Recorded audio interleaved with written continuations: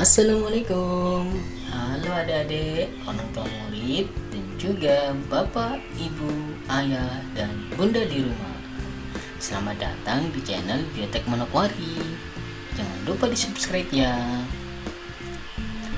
Kali ini kita akan membahas soal kelas 4, 5, 6 SD yang tayang pada hari Kamis 14 Mei 2020, yaitu tentang Pangeran Diponegoro.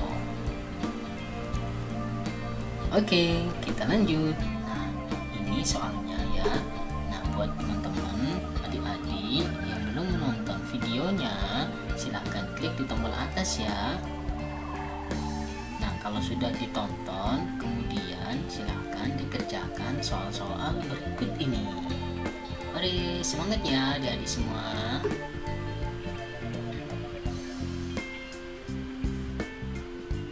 Soal yang nomor 1, apa yang bisa kita teladani dari perjuangan Jenderal Sudirman? Kemudian yang nomor 2, bagaimana strategi perang Jenderal Sudirman ketika melawan Belanda? Yang ketiga, tuliskan beberapa koleksi jejak-jejak sejarah Jenderal Sudirman di Museum Vredenburg yang menjadi saksi dalam mempertahankan kemerdekaan Indonesia. Oke, selamat mengerjakan. Mari.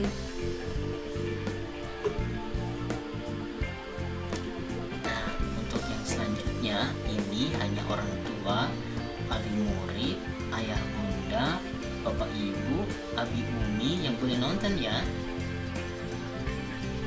Oke, untuk jawaban soal yang pertama, apa yang bisa kita teladani dari perjuangan Jenderal Sudirman? Yang bisa kita teladani dari perjuangan Jenderal Sudirman adalah A. Jenderal Sudirman adalah seorang pejuang Indonesia yang gigih dan ditakuti musuh. Kemudian yang kedua yaitu rasa patriotisme. Jenderal Sudirman memiliki rasa patriotisme yang sangat tinggi yang patut diteladani. Kemudian yang ketiga, Jenderal Sudirman tidak pernah tunduk pada Belanda.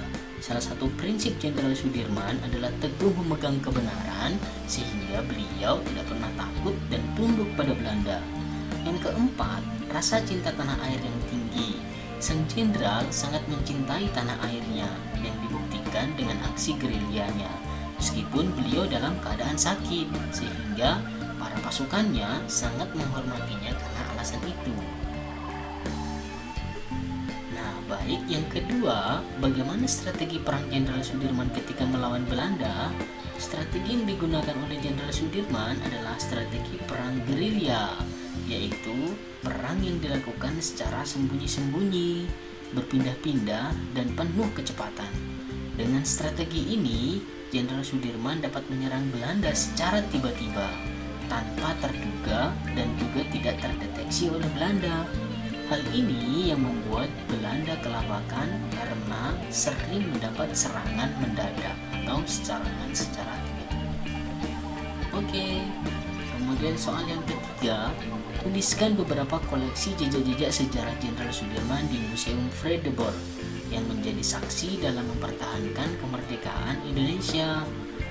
Nah, Museum Vredenburg ini yaitu museum yang terletak di depan Gedung Agung Keraton Kesultanan Yogyakarta. Sekarang benteng ini dijadikan sebagai sebuah museum. Di sejumlah gedungnya terdapat diorama sejarah bangsa Indonesia.